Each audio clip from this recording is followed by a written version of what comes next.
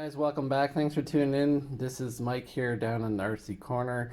Sorry I forgot my setup, so I'm just going to freehand it here with my cell phone, and I'll do GoPro footage of this truck I acquired. I don't know if you saw the video earlier.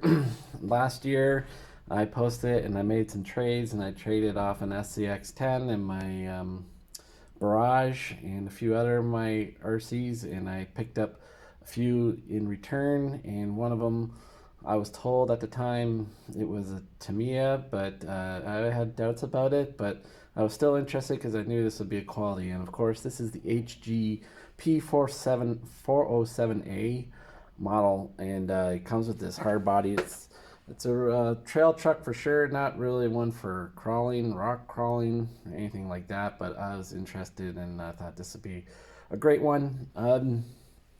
It didn't have bumpers, so I found the bumpers on AliExpress, and I note that some of the details on the body here are missing, the side view mirrors and stuff, but overall it's pretty much intact from the way it was bought.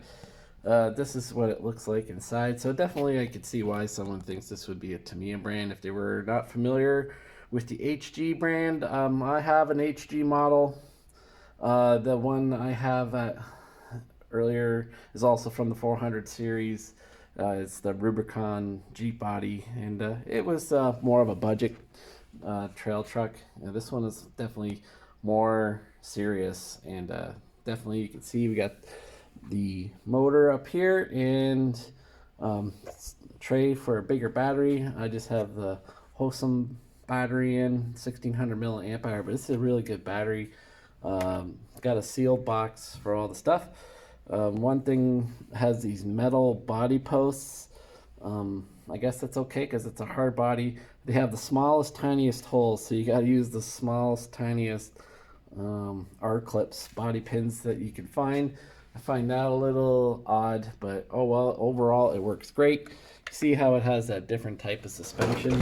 There's not quite the same linkages that the normal crawler has, as you can see. Also has a steering brace bar there, all this kind of stuff. Got a standard 20 kilogram servo underneath.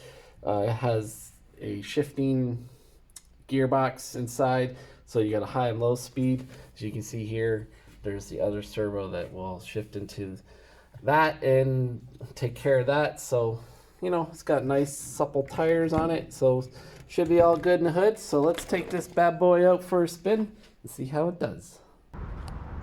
All right guys, here we go. So we got the model all bound and ready to go, and as we can see here, a nice spring day. Things are melting.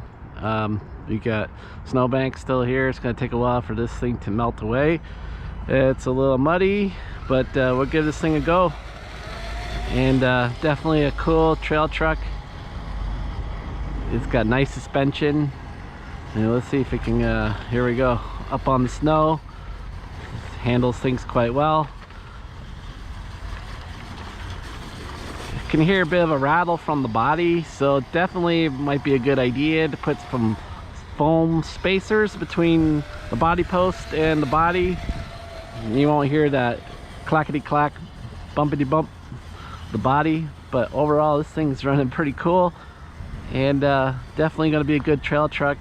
Got trails near my house, and hope to take it out down in the summer with the kids. We got a wagon, and we'll pack a knapsack full of some stuff, fill up the wagon, and we'll bring her down there. Steering is pretty good. I have steering at 100%, and it's more than good enough. It does fairly good cornering, so that's all good. Goes well in reverse. This is, as you would think, it's a bit of a heavier truck, and I think that's good. That will work well. Now, it's not going to be something killer for crawling over rocks and such, but I think it will be good for most of the terrain that we'll throw at it. Nothing too crazy. This is a steep little snowbank here. It's pretty icy. We can get over it with some throttle. And we hit a gravel patch here, and she's working quite well.